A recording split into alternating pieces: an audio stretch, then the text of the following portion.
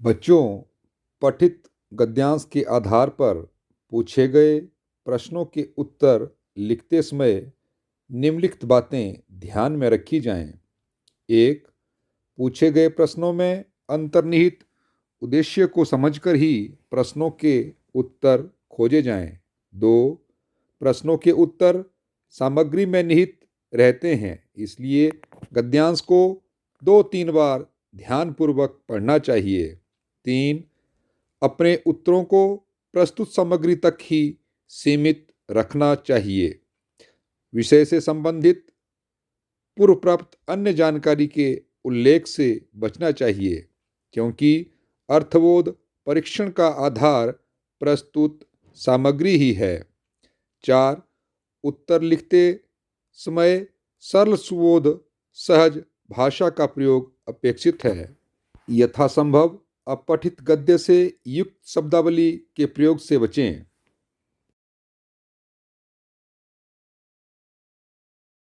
आओ बच्चों, निम्नलिखित गद्यांश को ध्यानपूर्वक पढ़कर नीचे दिए गए प्रश्नों के उत्तर जानें। उसके चेहरे पर एक स्थायी विषाद स्थायी रूप से छाया रहता है। सुख दुख हानि लाभ किसी भी दशा में उसे बदलते नहीं देखा। ऋषि मुनियों के जितने गुण हैं वे सभी उसमें पराकाष्ठा को पहुंच गए हैं, पर आदमी उसे बेवकूफ़ कहता है। सद्गुणों का इतना अनादर कहीं नहीं देखा। कदाचित सीधापन संसार के लिए उपयुक्त नहीं है। देखिए ना, भारतवासियों की अफ्रीका में क्या दुर्दशा हो रही है। क्यों अमेरिका में उन्हें घुसने नहीं दिया जाता? बेचारे शराब नहीं पीते, 4 पैसे कुछ समय के लिए बचा कर रखते हैं, जी तोड़ कर काम करते हैं, किसी से लड़ाई झगड़ा नहीं करते। 4 बातें सुनकर गम खा जाते हैं, फिर भी बदनाम हैं।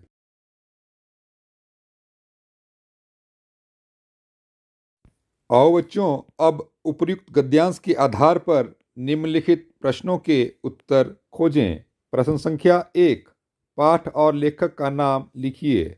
उत्तर: पाठ 2 बैलों की कथा, लेखक प्रेमचंद। प्रश्न संख्या 2. स्थायी विषाद किस पर छाया रहता है और क्यों? उत्तर: गधे के मुख पर स्थायी विषाद छाया रहता है, क्योंकि वह सुख दुख हानि लाभ आदि प्रत्येक दशा में सदा एक समान रहता है। वह कभी खुश नहीं होता है। वह सदा सब कुछ चुपचाप सहन करता रहता है, किसी का विरोध नहीं करता है। प्रश्न संख्या 3. सीधापन संसार के लिए उपयुक्त क्यों नहीं है?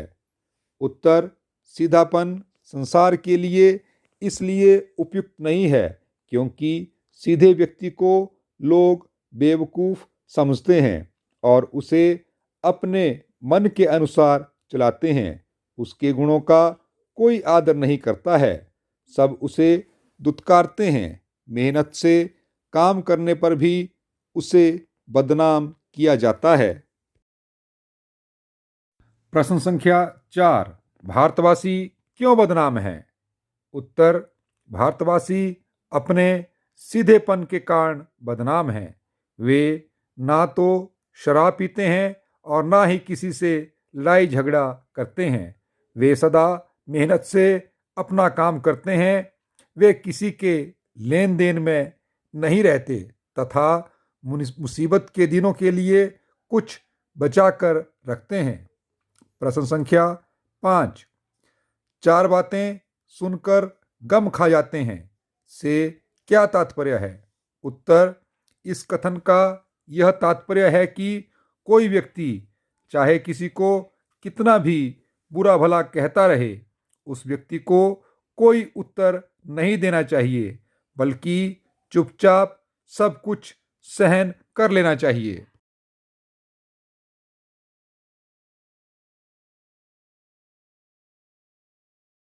आओ बच्चों, निम्नलिखित पठित गद्यांश को पढ़कर ध्यानपूर्वक नीचे दिए गए प्रश्नों के उत्तर जानें। दोनों आमने सामने या आसपास बैठे हुए एक दूसरे से मूक भाषा में विचार विनिमय करते थे। एक दूसरे के मन की बात कैसे समझ जाता था, हम नहीं कह सकते। अवश्य ही उनमें कोई ऐसी गुप्त शक्ति थी जिससे जीवों में श्रेष्ठता का दावा करने वाला मनुष्य वंचित है। दोनों एक दूसरे को चाटकर और सूंघकर अपना प्रेम प्रकट करते। कभी कभी दोनों सींग भी मिला लिया करते थे, विग्रह के नाते से नहीं, केवल विनोद के भाव से, आत्मीयता के भाव से। जैसे दोस्तों में घनिष्ठता होते ही धौल धप्पा होने लगता है। इसके बिना दोस्ती कुछ फुसफुसी, कुछ हल्की सी रहती है, जिस पर ज़्यादा विश्वास नहीं किया जा सकता।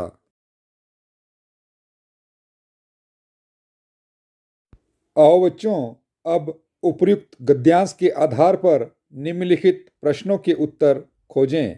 प्रश्न संख्या 1, पाठ और लेखक का नाम लिखिए। उत्तर: पाठ दो बैलों की कथा, लेखक प्रेमचंद।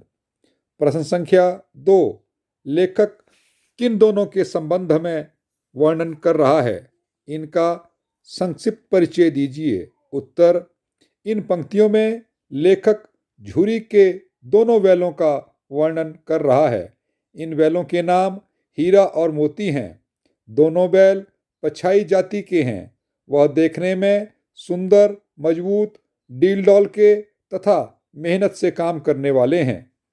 प्रश्न संख्या 3, मूक भाषा क्या होती है, इसमें कैसे विचार विनिमय होता है। उत्तर: मूक भाषा संकेतों द्वारा अपने विचार व्यक्त करने की भाषा को कहते हैं।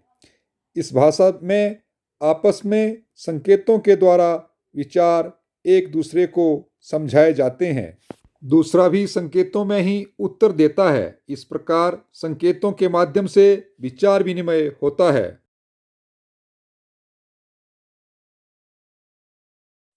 प्रश्न संख्या 4, विग्रह से क्या तात्पर्य है, इससे क्या हानियां हैं। उत्तर: विग्रह से तात्पर्य कलह अथवा झगड़ा करना होता है।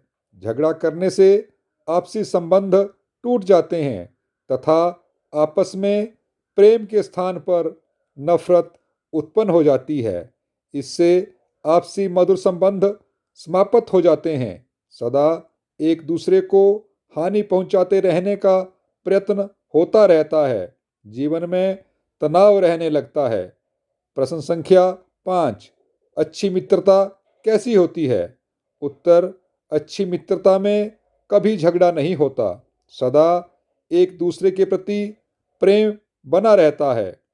कभी कुछ कहासुनी हो भी जाती है तो तुरंत ही मेल मिलाप भी हो जाता है। इस प्रकार की हल्की सी कहासुनी से मित्रता और अधिक घनिष्ठ हो जाती है।